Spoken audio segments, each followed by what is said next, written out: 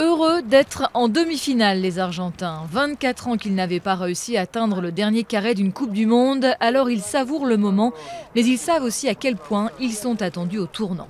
Pas très convaincante collectivement depuis le début de ce mondial, portée à bout de bras par sa star Lionel Messi, l'Albiceleste s'est enfin réveillé en quart de finale face à la Belgique. Gonzalo Higuaín a enfin marqué et heureusement que l'Argentine peut à nouveau compter sur lui car Ángel Di María a dû déclarer forfait pour blessure. Or, face aux Pays-Bas, aussi génial soit-il, pas sûr que Messi puisse tout faire tout seul. Ses coéquipiers en ont bien conscience.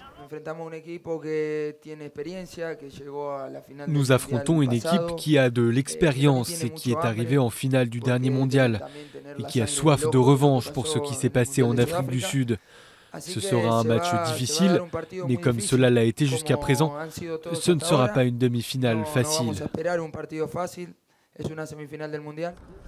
En 2010, les Néerlandais avaient en effet été battus par les Espagnols lors de leur troisième finale de Coupe du Monde. 3 finales et aucune étoile. Autant dire que les Pays-Bas rêvent de mettre fin à la malédiction qui pèse sur eux. Et ils misent notamment pour cela sur leur attaquant Arjen Robben, en pleine forme il est vrai au Brésil, ce qui promet un beau duel avec Messi. Je pense qu'on peut être vraiment confiant vu ce qu'on a montré jusqu'ici. Les joueurs qu'on a sont en forme. Je pense qu'on est plus en forme que la plupart des équipes dans cette Coupe du Monde. Et nous pouvons être confiants. Ça va être un match fantastique.